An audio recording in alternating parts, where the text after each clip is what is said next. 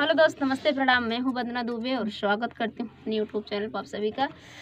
और फ्रेंड, एक गीत सुनाएंगे। बियाहे का उठान गीत है, शादी का उठान गीत सुनाएंगे ना। उठान गीत है।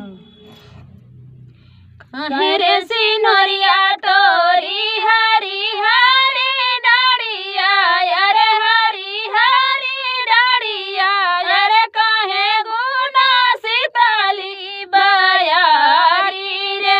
कहे रे सिनोरिया तोरी हरी हरी डाड़िया, अरे हरी हरी डाड़िया, अरे कहे गुना सीताली बयारी रे। डरिया ही गुना मोरी हरी हरी पतिया, यार हरी हरी पतिया, यार पति गुना सीताली बयारी रे।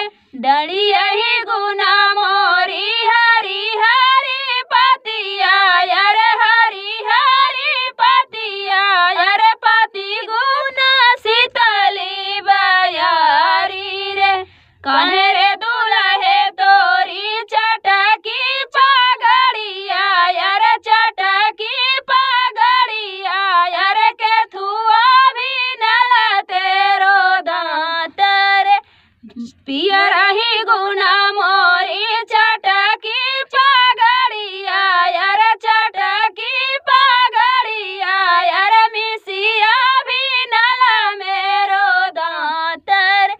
पियर दुल्हन तोरी चटकी चुनरिया, यार चटकी चुनरिया, यार के थुआ भरल तेरो मांग रे। कहे रे दुल्हन तोरी चटकी चुनरिया, यार चटकी चुनरिया, यार के थुआ भरल तेरो मांग रे।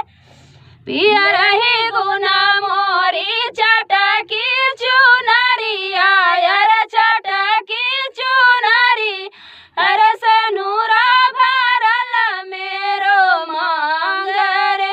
पियर ही गुना मोरी चटकी चुनरिया, यार चटकी चुनरिया, यार सनूरा भरल मेरो मांग रे। तो शादी पर का उठान गीत था, तो कैसे लगा कमेंट में बताना। जब विवाह गीत बन्ना बन्नी गीत हो जाता है, उसके बाद उठान गीत गाया जाता है लास्ट में।